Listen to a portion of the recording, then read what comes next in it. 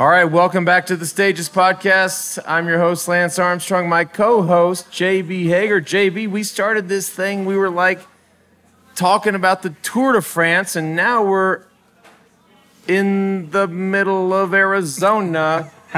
and quite frankly, I don't even know where we are near Biosphere.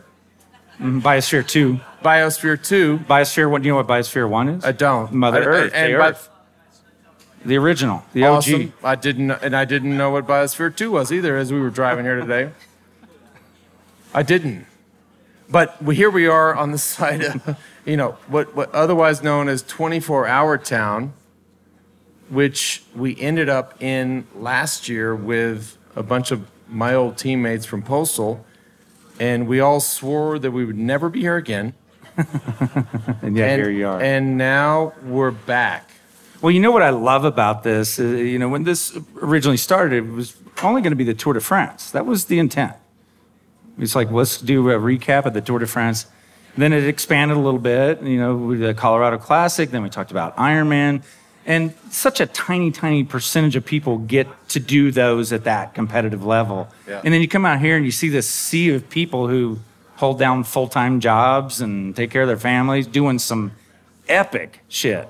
Right. Is really cool. It's really amazing. Yeah. And their families are here. Yeah. Like, I think I'm weird to be here. I think it's super weird if your family's here. Yeah, I'm impressed by the people that can sucker the family into come and support. Like, that's amazing to me. We were struggling with hot water today, and I was about to throw the biggest tantrum of my life. Like, if my daughters, you have twins, I have twins. Like, if my twin daughters didn't have hot water, we're out.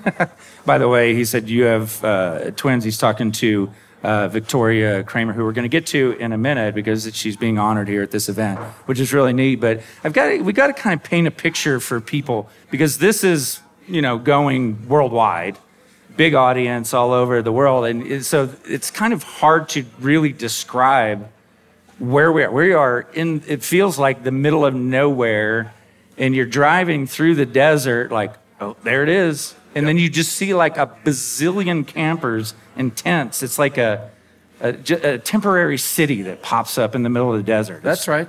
I mean, Todd Sadow, who started this event 19 years ago, we're on our 19th year. Last year was our first year. We were cutting down a highway today, and I looked over and I was like, JB, you see it? It's over there. And of course, we had to go all the way around like 50 miles, but it is an entire community. It's otherwise known as 24-Hour Town, and it's, if for the listener at home, right, so there's probably 2,000 of us here. Todd, how many people are here? 2 or 3? 4, oh, hello. 4,000 people here. Wow. Population of 4,000 people. So for the people that are living in some place that has 4 million people, this is like, Burning Man meets Woodstock meets, Leadville meets something else. Like, it's a whole nother thing. Mix in the weather. Yeah. But you see it up on the hill. It's. My wife called me real quick and she said, well, how's it going? She doesn't know what this is. She doesn't really follow this. And she goes, well, what's it like? And I go, it's a bunch of really muddy people with headlamps on. Yeah. And she goes, okay, I won't ask anymore. Sorry I asked. We'll just leave it at that. But that's kind of what it's like because although we're in, I guess you guys have had unbelievable 70-degree weather for some time. And we drove through some crazy rain today. I got to mention this because it was insanity. Lance turned into a child driving a car on a gravel road for... Fucking greatest day of my life.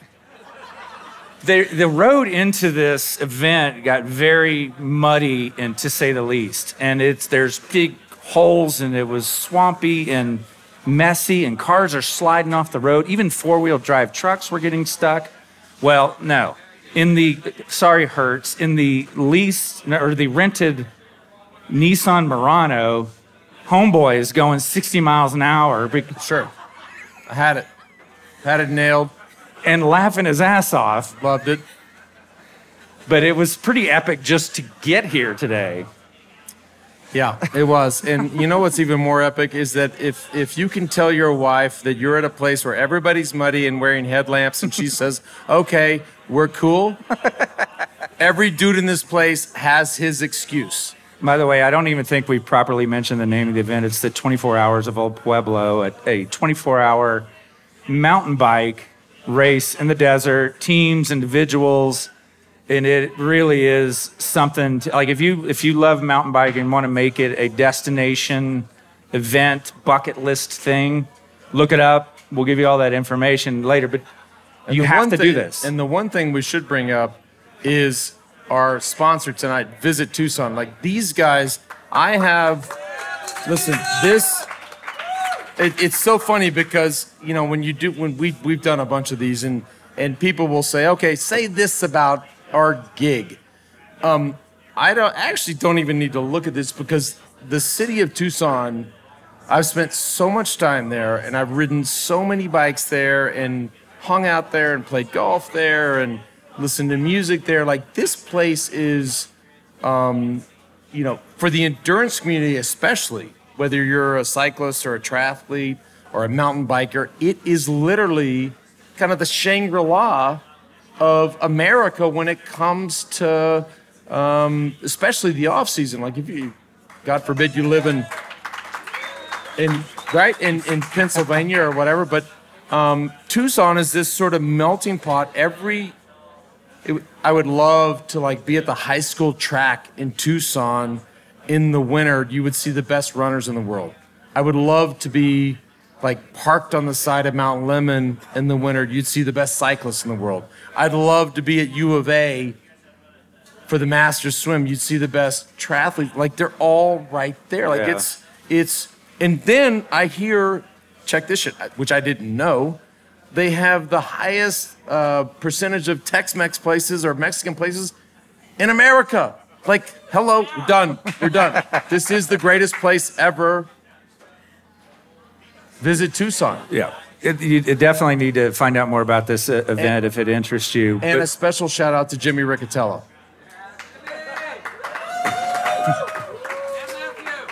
Who is late. He's not here. He's late. Hey, we're gonna get to a guest that's. We just finished up a great dinner here with all these cool people who all feel like a big family. It does kind of have that vibe to it, and every year they honor somebody which is a cool tradition here, and we're sitting next to that guest of honor, Victoria Kramer, who right. Everybody at this event knows about her. Now this is a chance to tell the whole world about her. No pressure. Yeah. But mom, career person, cancer survivor, and badass mountain biker. Force of nature. And we learned some stuff about you tonight. This is the 19th year of this epic event, and you have done 17 of them. Yes, I have. It's a little crazy. It is a little crazy. And the other thing we learned tonight that's mind-blowing to me is that one of those years out here doing it, at least one, you were enduring treatment. You were sick. You were very, very sick and still out here hammering away. How is your brain wired this way? What is it about you? Oh, crap. Okay, so I think I've just always been this way, but I do tend to push the limits. And I decided when I started my chemo treatments, you know what? Fuck this. I am going to do my favorite race. I don't care how sick I am. So let's make it happen. Wow. Hey, and correct me if I'm wrong. Your kids were just little babies at that time, right? How old were they? Yeah. Okay, talk about a motivation to live. They were 8 months old when I was told you have a very aggressive form of breast cancer. It's pretty significant when you consider that, well, what you had to consider, just the overall, the weight of it all, whether it's not whether or not you can come to the 24-hour again, but you have kids, and you have, you have a family. It's super heavy. It's I can't even imagine, especially like I said tonight earlier. Like I sort of rode my bike whenever I could, but I never ever would have come out here. I'm really not sure why I'm here right now, to be honest. Because you got a little crazy in you too. Yeah. So what is your mindset when you were, I mean, go back to that when you had your diagnosis, you've got these new twins, which it had to be overwhelming, right? I couldn't handle the one I had with, that we had as family. And you're sick and you're out here mountain biking. What was going through your head? Was it because you've always been athletic like that, or were you was it a big F you to cancer? Oh, it was a big F you to cancer. Yeah. Oh yeah. Amen to that. Every day. Amen to that. Yep. Every day. Wow. Yeah. Okay. Well, so now tomorrow you ride. Abso-freaking-lutely. And you're on a 2-person team. Yep. First time doing a duo. That is just. It'll hurt. It'll hurt. I'm so dreading the 4-man, and you're here. Like I'm so. Hey, when you pass me, would you just be nice? I won't even know if I pass you or not, but. Oh, I'm pretty sure we'll make sure you know. Yeah, I'm totally cool with that. Well, one thing you did that's also pretty amazing on top of all these other accomplishments is you wrote a book about your journey, which I think it would be great for you to give that a plug now. If somebody wants to pick that up, maybe they have a loved one going through this, maybe they're going through it themselves and they could use a bit of inspiration. So as I started this journey, and I knew I had a very long battle. I was told pretty much up front, this will be at least a 2-year battle for you. I started thinking about it and I decided I needed to live every single day, not only of that journey, but every day that I've got left on this planet, even louder than I've ever lived it. So every day mattered, and I decided to write a book on that because if we're all human, which we are, we will all be faced with a monumental speed bump. And the way we face that, as a lot of you know, it's 10% what you're faced with and 90% how you deal with it. So I said, well, let's write a book on living life loudly. And let's talk about what some of those components are that can make whatever your speed bump is a little bit easier. And that's where I got that whole crazy notion to write a book. So Living Life Loudly, How Will You Face Your Speed Bump is the name of the book. And hopefully it helps a few of you to be able to overcome whatever speed bumps you're faced with, whether it's health, financial, personal, we'll all lose a loved one. It can help you through that as well. Victoria, you just said that your struggle was 2 years. So we're talking about from diagnosis through treatment until sort of the doctors say, we think you're good, come back, and 2 years.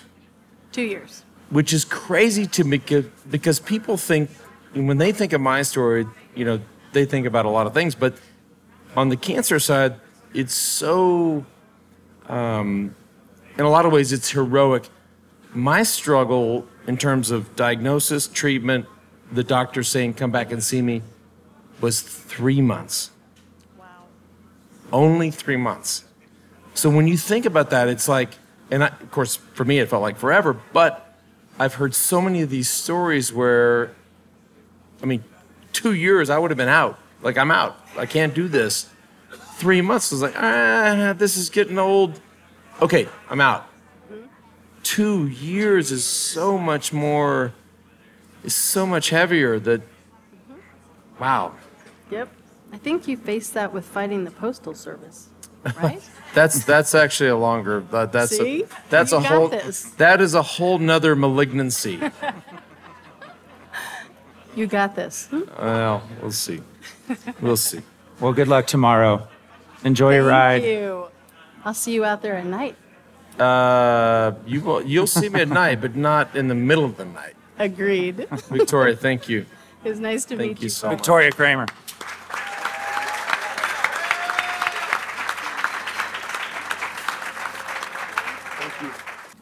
All right, our next guest, I don't even know what your exact title is. Promoter, owner, do all, be all, end all, everything to make this event happen? What do you go by? Let me fill it in for you. He is the most badass race promoter in America. That's what he is. Let me go a step further. If you want to promote cycling in America and you want to get the masses here, whether it's, well, back up. I wouldn't come here necessarily if you wanted to suffer terribly, but this man is the future of cycling in America. I've said it before I even was your friend or knew you. I said it. Like, this is the model for cycling in America, especially on the dirt. It's Todd Sadow. That's pretty flattering. It should be said, flanked by the most badass team that produces cycling events in America. Yeah, you must be good at it, because this is my first year here. Lance came last year and has fallen in love with the event and will come every year from now on. 3 a.m. laps, buddy. 3. Anna's calling me. She says, what are you doing? But as I've been over at everyone has kind of like their little base camp area, right? Their home base. And I've been around a lot of big events, and Todd comes cruising through there, and he is just like the most calm, mellow, even keel. Like you would think you'd be freaking out because with the rain, cars are skidding off the road everywhere. And you were just like Mr. Mellow. Like, what is the deal with that? Like, it's very calming to be around you. Like I said, I got a good team. You got a good team. Yeah. That's for sure. Well, it makes you a good promoter then, I guess, because it's everybody around here is having a blast. Even with, to paint another little bit of a picture for everyone, it shifted. Like, I looked at the 10-day forecast. I looked at 5 days out, 3 days out. It was going to be 80 degrees, 50 at night, and sunny. I get here, and we could barely get in, as we described earlier, because it got cold and started raining, and it's muddy. And it's just been insane, but it doesn't affect you. The show goes on. Yeah. Like I said earlier, we've had everything, and well, every year presents a new challenge, and having a blown out road is a new challenge. That's the best way I can describe that. It was a blown out road. Like, cars could not stay on it, and you got everybody in there. Everybody's happy. And JB, just so I'm clear, because I told Todd this earlier, I was like, I said, dude, I'm gonna have to call you on this because I texted you, a couple of months ago. I was like, all right, once we decided to come back, because we were so destroyed after last year's ride/race, as I told the crowd tonight. I was like, how often is it that bad? Like, how often does it rain and sleet and snow and you're like, oh, it's 1 out of every 10 years. And I'm like, all right, I think we're in. I think we can do that. And then, lo and behold, we show up tonight, and it's just, this is, are you fucking with me? You know that it's look. You appreciate a good suffering, a good bludgeoning, right? Like I do. Okay, But I'm also kind of a diva. Right, and when you're out suffering with your buddies, and your buddies are being pansies, and they're saying, "No, I don't want to do the night lap," or it's it's too long of a climb. You always tell your buddy like, it's just around the bend. So you can't ask me like, does it rain every year? Because I'm always going to say, wow, once and then 18 years it rained. And you're a promoter. He's a promoter. Well, walking around I want to call it camp. It's a city. Picture a city of RVs and 24-hour town. 24-hour town. The vibe from talking to some people here is that Lance is responsible for this bad weather. Oh, yeah, that's true. That's true. So, some guy came up to me and was like, hey, you've been here 2 years in a row and it's rained every year. And he's like, it's your fault. I was like, no, it's Todd's fault. No, actually, it's Dylan's fault. Where's Dylan? It's Dylan's fault because Dylan made us come back, and then it rained, and then... Do you get credit for tomorrow's perfect weather? You know what? I've lived a life where I get a lot of. No, I don't get that credit. One of the things I've been dying to ask Todd about, because I've only done a handful of mountain bike races many, many years ago, and it's just such a quick burn to start suffering. I mean, it just happens fast. And you have this demented thing where everyone runs to their bikes and then starts. Now, what is the story with that, and why do you do it? All right, so it's important to understand the history of 24-hour mountain bike racing, which is probably 27 years old. But it was an adaptation from Le Mans car racing. And that was in 24 hours of Le Mans. They run to their car, they get in their car, they drive away, right? And then they share the same car across a team. In this case, everybody rides their own bike, generally speaking. Right. So the run is literally, it's a quarter to half a mile run, depending on how we feel each year. And it's, a bunch of people in Lycra and cycling shoes running down a dirt road. Couldn't look more awkward. It's been as far as a half a mile? That is messed up. Yeah, that is messed up. I had to know the history of that. That's good. I love it. But it's demented. It's a human stampede of Lycra mostly and some baggy clothing in there that culminates with everybody crowding around all their bikes staged in one spot trying to find their bike. And inevitably every year there's always one person that grabs the wrong bike, and there's always one person that's completely dumbfounded saying where the hell is my bike? Right. That's awesome. Yeah. Well, hey, it's a pleasure. Great. It's off to a great start here. Everyone's happy. Even with the adverse conditions today, everyone's just thrilled to be here, and for good reason. And it does have that family vibe to it. You obviously get a huge percentage of return riders. We do. We've got It's probably the majority of the people are not return riders, but there is that collective that comes back year after year, and it's always fun to see their faces, and it's fun to celebrate. Like Victoria. Yeah, Victoria. 17 out of 19. Dave Million over here has been here all 19. Crazy. Yeah. And it's always, correct me if I'm wrong, it's always on the President's Weekend for the 3-day. Correct. It makes it easier for people to travel, get in and out, and all that stuff. Exactly. That's great. So it's something to put on your calendar, your bucket list for next year, if you're hearing this. We opened registration October 1st. It filled up this year in 7 hours. Oh, wow. So if you want to do it, you got to get ahead of the curve. You got to be here on President's Weekend, but you got to be ready on October 1st to register. Okay. There we go. Cool, man. All right, brother. It's a pleasure. Thanks, guys. I mean, thank you, not thank you. Is that it? Lance, it's so bittersweet, your relationship with this guy. What do the kids say? Sorry, not sorry. Thank you, not thank you. Right. My kids. Jesus. Should we bring my lazy ass teammates up here? Well, we should get them up. Dylan Casey is here. George Hincapie is here, and Christian Vandeveld is here. Hello. Hi. Good to see you. So I'm here with my son and his friends from the Perry Mountain Bike High School racing team. What? No! It's a nightmare. So a lot of them are beginners, but across the board, when did all of you decide that cycling was going to be your passion, or what made that decision for you? When did it click? All right. Yeah, there you go. That's an amazing question. All right, Christian, you start. Christian. You start first. There you go. Hey, Question, right? the question was, when did we decide that cycling was going to be a passion? And first of all, I'm Christian Vandeveld. It's not really a fair question for myself, as my father was a 2-time Olympian. He was one of the bad guys in breaking away. It's kind of like I was born into it, so I didn't really have a choice. And I really thought that if my dad did it, it can't be that hard, which is both ignorant and stupid and everything that follows that. And so from a young age, I would say 7, 9.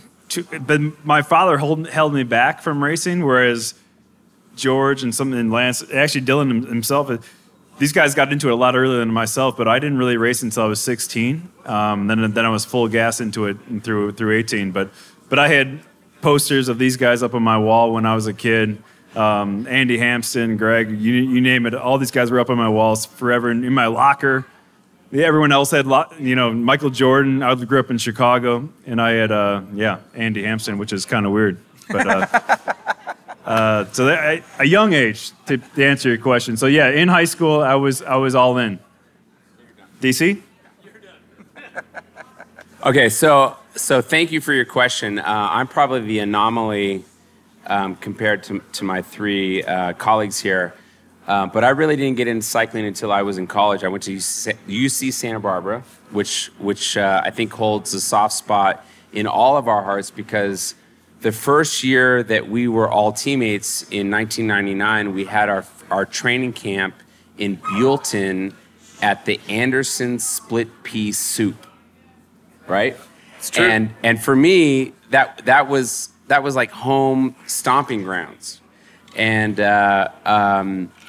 I really, for me, it was kind of a U-turn in life where I decided, you know what, after I graduated from college, instead of going to work for a consulting firm and get my MBA, all I really wanted to do was ride my bike. And if I don't do this right now, I'll spend the rest of my life regretting it. And I can tell you that was one of the most important decisions that I've ever made in my entire life, because if I didn't make that decision back then, I wouldn't be sitting here talking to you guys and telling you this story. And that's super personally rewarding for me. And it's what makes this special. And I think it's, you guys embody this more than we do, but I think, what gets us into the sport of cycling or riding our bikes or just actually figuring out how we overcome obstacles is really what this is all about. And I'm excited to have the opportunity to come here and tell you the story tonight. Because it was your idea to come back, Dylan. That's right.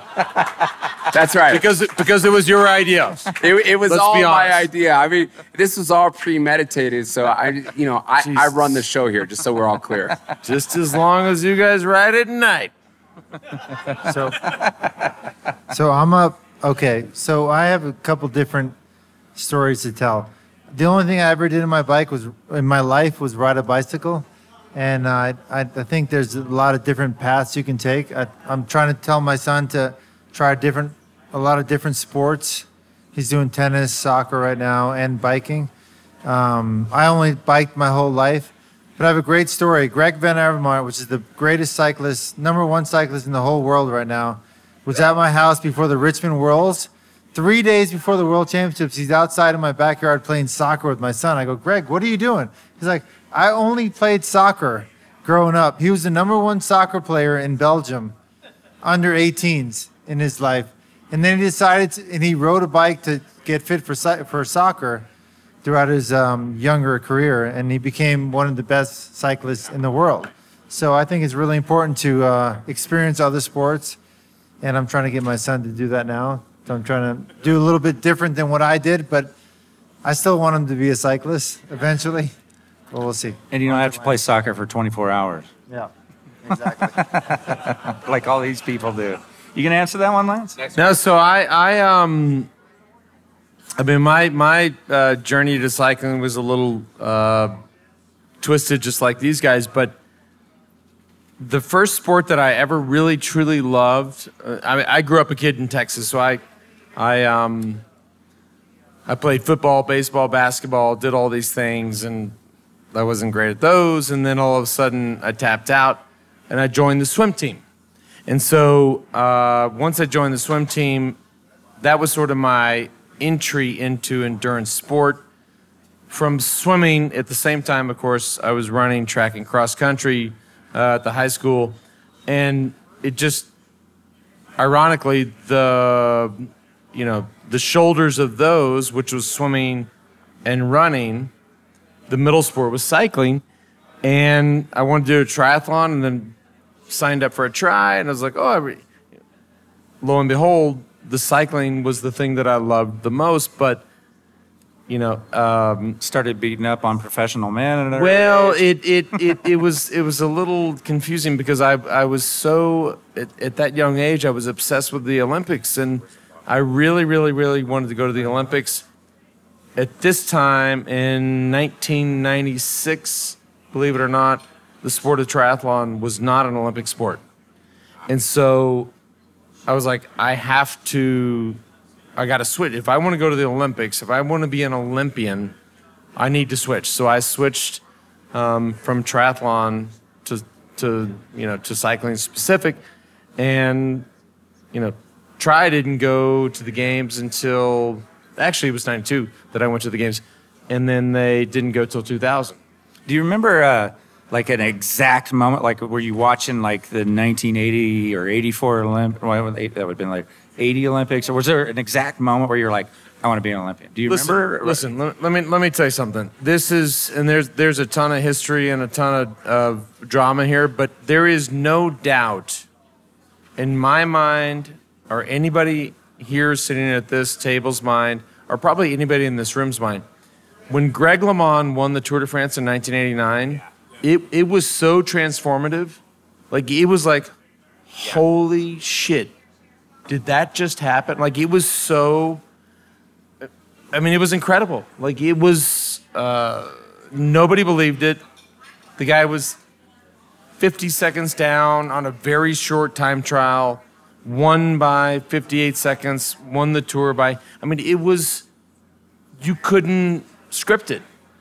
And it was, I will never, ever forget sitting in Plano, Texas, where I grew up, watching that going, okay, I'm in.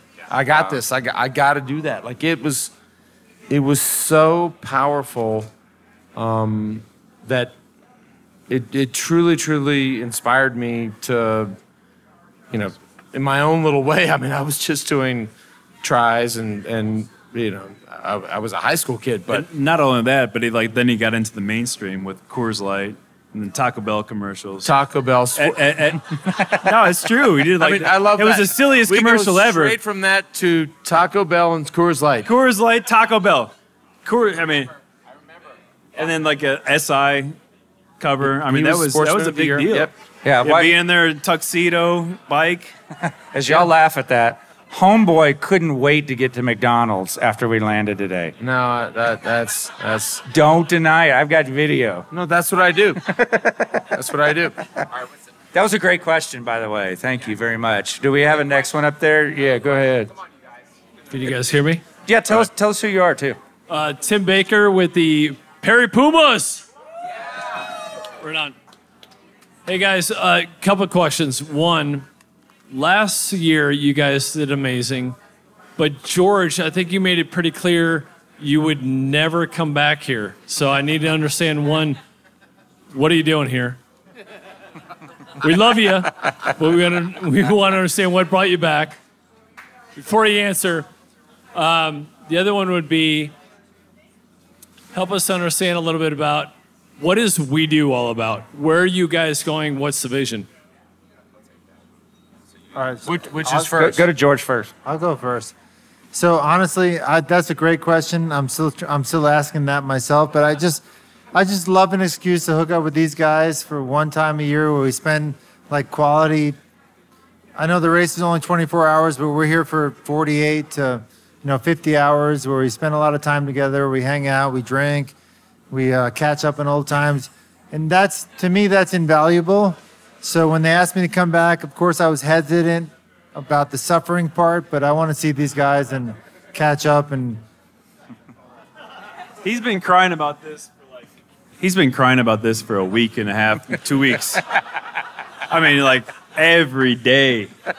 And not that I haven't been crying about it, but don't let him fool you.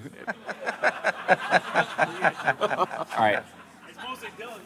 So yeah, I'll take all the blame, and It is your fault. it is my fault, and I love it. I love taking responsibility for this, because these guys are all going to thank me 1,000 times over later on down the road. But so to answer What your the fuck are you talking about? What the fuck? What kind of shit is this? 1,000 times? 1,000. Maybe even more. I mean, look. All right. By the way, this is what they sounded like the last 3 hours in the Such RV. a good segue. We haven't even started. Such And a, it's I know. 1,000 times? And we're all happy right now. All right, look. But to segue from your first question to the second question, and this is this is really sincere. I mean, the reason that we came back, and the reason that like the spirit behind We Do is because it's not necessarily about us coming back, but it's about us having the opportunity to spend time like this with you guys. That's what We Do is about. We Do is really the answer to a question. I'm going to let Lance follow up because he's really the visionary behind this. But We Do is the question to the answer of who the fuck wants to ride their mountain bike for 24 hours? Who? I mean, but seriously, like, I mean, we're sitting out in the middle of fucking nowhere in a tent, freezing our asses off, getting ready to, like, you know, go ride our mountain bikes. And the reality is that every single one of you guys in this room tonight and everybody here at this event, this is what life is about. This is living. Right? And we have people like Victoria and her family and the people that supported her to inspire us. And tomorrow when we go out and we hit the start line, whether we ride slow, we ride fast, we ride consistently, we crash, we have flat tires, we have obstacles. That's what We Do is about. Yeah. So I'm gonna let Lance finish. Oh yeah, let me pick it up from there. That's, I mean, it is, Dylan. That's not fair. That is truly what it is. It is the answer to the question. Like who? Like most people in America, think about it. We are in the middle of nowhere. If they could just fly their drone over and be like, what are these fools doing? Who would do that? We would all say, it's an answer to a question. That's truly the ethos of the brand. And, you know, it's, you know, for me in my life, at this point, like why do I get up and do what I do every day? Why do I get up and whether or not it's, you know, going and running 10 miles with a bunch of fast runners in Austin or coming to middle of nowhere and mountain biking through the middle of the night or swimming masters or whatever. It's an answer to a question. Or coming to George's place. You know I'm coming to your place in a couple weeks. Coming to George's hotel, doing a camp where he's going to completely destroy me. It's because it's just an answer to this question, which ultimately leads, I love this word. I love this word more than anything. I don't love it at 3 a.m, mind you. I love the word of suffer. But I love, like my life, I crave suffering. And so that's the thing that we tried to find this place, whether, you know, it's not a specific answer on to your question, but obviously we're creating content in and around that. All these shows that we do. But there are so many of us around the world that love to suffer. And we're kindred spirits in that sense. Very good. I think that's part of why we came out here too, is just to tell your stories too. Not just the stories of, you guys know the stories of these guys. It's, you know, turning it around, and Gus Morton's around here somewhere with a camera, you know, capturing your stories and just letting everybody know about this. Great question, by the way. I don't want to cut anyone out. Anyone got one up there? All these headlamp people. Hey guys, thanks for being here. Julian Peters, Hops and Watts Cycling. You guys have all moved on from pro cycling. You're balancing life and cycling. I'll admit, this is kind of a losing battle for me. My wife doesn't love that I go out for 4 to 6 hour rides on Saturday and Sunday. I've been trying to talk to her and convince her it's a good idea. It's good for my health, good for the family. She's not buying it. I think your guys' input would carry much more weight than mine. Do you have suggestions that I can take back to convince my wife it's a good idea for me to be riding all weekend? No, we don't. I would just say immediately it's just cheaper than therapy. No. Yeah. But therapy's 1 hour, Christian. But I will tell you that, listen, you're not unique, because the four of us up here, and probably JB and everybody in Team We Do, we have the same struggle, brother. I mean, seriously, like when we get home on Sunday night or Monday morning or whenever the fuck we get home, all our fucking shit is on the front yard. I mean, like literally, our wives, our kids, you know, our husbands or our partners, however you roll. I mean, it's a struggle, but I don't have the answer. All I can tell you is that, like, just live in the moment, brother. Anna's blowing me up right now. She's like, "What are you doing?" If you're doing 4 to 6 hours on the weekends, you're wrong. Actually, your wife is right. You should be doing like 2 hours, 3 hours home. I mean, seriously. I'm not riding more than 3 hours on the weekends. I'll go hard. Yo, hey, hang on. So check out Strava. We do like a checkup like every month with George, like for his reality and what is real. His reality is so skewed. His average is 21 and a half hours a week on the bike. This is true. But in his mind, oh, I go out for an hour, everyone's cool. He doesn't work for a living. Like, he doesn't. Why are you talking to? This is where you should shut up. This man, I don't know where he went. Okay. Where did he go? Look, he works for a living. Okay. Listen. That's not fair. Just so we you don't know. Work. Listen, here's the deal. We'll give you our phone numbers. Have your wife call us. We'll explain. Deal. That's a deal. That's a deal. Look, just email us, okay, info@wedo.team. We'll take care of it. Yeah. It's a service. He's okay? like, thank you. My wife is not emailing George Hincapie. I swear to God. Yeah, no, we got this. We'll take care of you. Next question, please. Yeah, we got time for more. So I'm actually his father-in-law. He's talking about my daughter. So.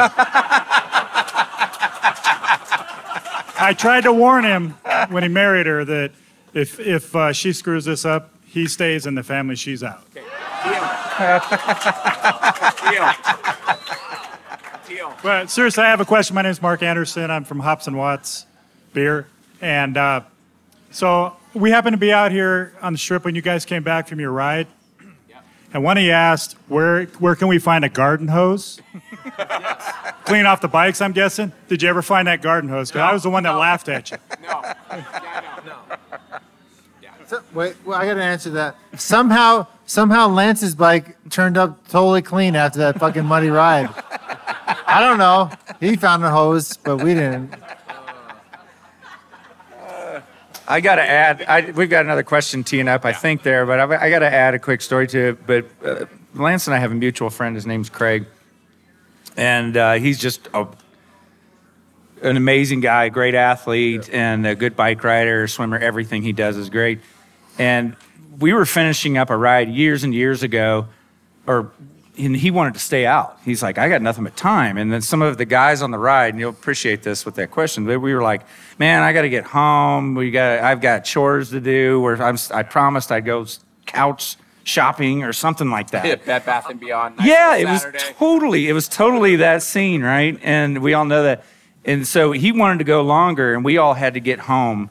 And he looked at us and he goes, boys, that's what you get in your second marriage. Oh. So that can go both ways, men or women, but if it's important to you. All right. Okay. Next question, please. I saw Craig's wife. Let's move this along. I okay? saw Craig's wife the other day. So I got invited to ride in this race with some friends, and I'm here with 4 mountain bikers, but I ride track. So I was wondering if maybe I could get some pro tips on how to get through my segments. Okay. All right. Well, wow. You know, so I think we've all ridden on the track a little bit. Lance, have you ever ridden the track? No, I've never. No, never, Okay. never. You? I'm Okay. Yeah. So So Christian and I, we went to we've ridden on the track together, team pursuit and individual pursuit, Sydney Olympics. I know George has spent some time on the track. But here's the thing. I think it's the mentality is all the same, right? I mean, if you want to bring it down to suffering, I mean, whether you're on the track or the mountain bike or the road bike or, you're just facing some gigantic mountain of any type of metaphor, it's really the struggle that has purpose. Or the cacti. Or the cacti. I'm telling you, if you've never ridden a mountain bike, ever, around here, like,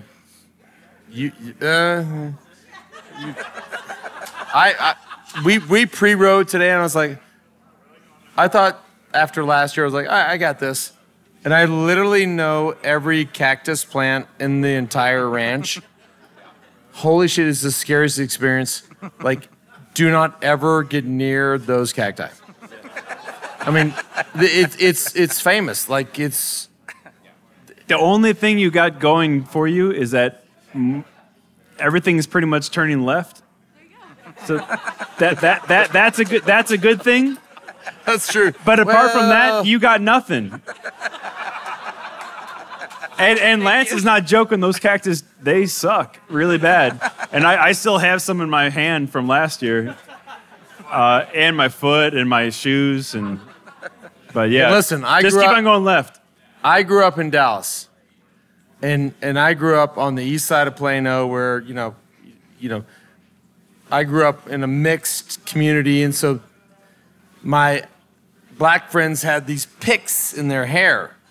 This is what I grew up with, and for the first time in my life, the race packet actually has a pick in the bag, which is amazing because I'm like, what? And so they now instruct you if these bulbs of cacti get into you. That too, Choya. I didn't realize it was so personal to y'all. I mean, I haven't landed in one yet. Don't start that shit with me right now. I'm not doing that. And then just pick it up. Like, I can't even imagine. This is the weirdest answer to how do I get better on the track I've ever heard. How do we go from track to cactus? All right, did we take care of everybody? Oh, we got one more. The last question of the last night. one, yeah. Hey, yeah. First of all, I want to thank you guys for everything you guys have done for domestic cycling in the United States. Introduce yourself. Sorry, my first name is Kyle. I'm from Santa Cruz. Cool. Awesome. Love Santa Cruz. Great riding out there. That's why I live there. Mount Charlie Challenge. There you go. So I've been racing cross country for probably 8 years now. Recently transitioned to cyclocross. Been following the training plans with the coach. Everything's sort of working out. The past 2 years have been kind of lackluster. I'm sure you guys have had shitty seasons in the past. How do you guys bounce back from that? I mean, I'm looking at the light at the end of the tunnel, but for me, it's like, do I want to keep going? Do I want to keep climbing up the ranks in different categories? But I'm sure you guys have had crappy seasons. How do you guys bounce back?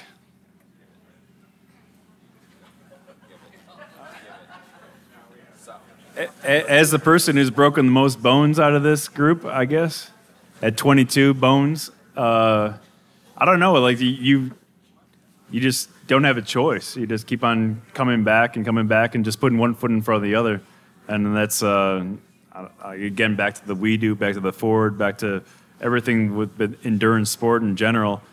You don't really have a choice. You just have to heal and just keep on going back to it. I don't know if there's really a great answer to that. I mean, it's in perspective in general, but we've all had from Victoria to Lance to everyone has a story, and I mean that's really the story of life, of just getting back on your feet, getting back on the horse, all the cliches you could possibly think of, but we've all been there, and one's not easier than the other. Breaking backs, breaking fingers, it doesn't really matter. Just get back on the horse and keep on riding your bike, and it's just going to work itself out. That's all I got. I'm sorry.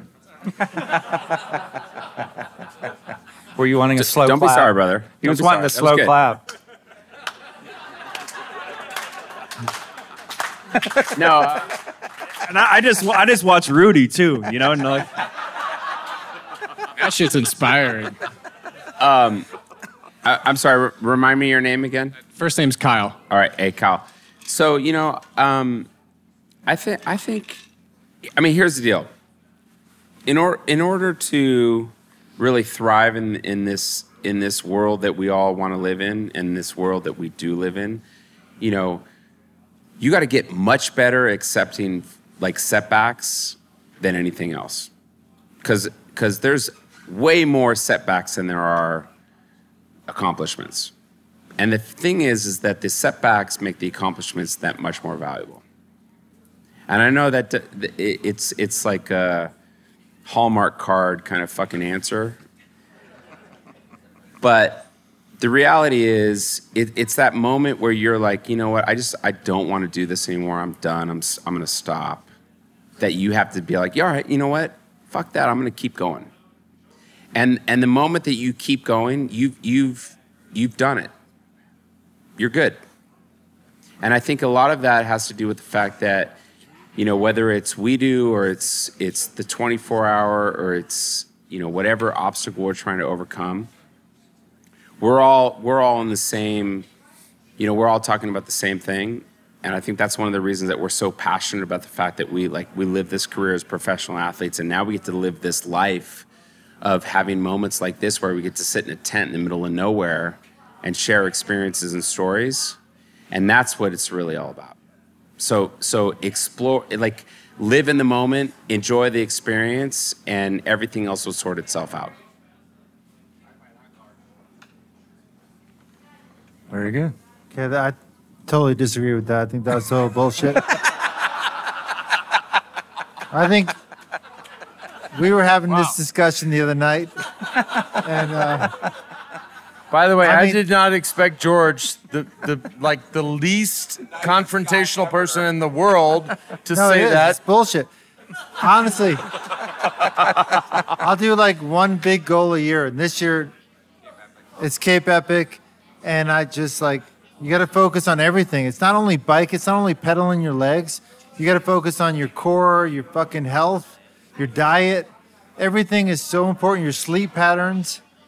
And then when you start realizing how important all those things come into play in your cycling world, everything gets better. But it's hard. I mean, you have to really fully focus on every aspect of your whole life to get better. It's not only biking 6 hours a day. That's not going to make you better. It's focusing on everything else. Rest, diet, recovery, Wine. focus. Can I blame it on work? It's fun though, and I don't get paid to do this anymore, but I want to do one thing a year that gets me focused so I can remember to do it. I mean, the whole thing where he's talking about this bullshit, no. You just gotta take care of yourself fully. All right, we're going to wrap this up. You guys have been awesome. Thank you so awesome. much.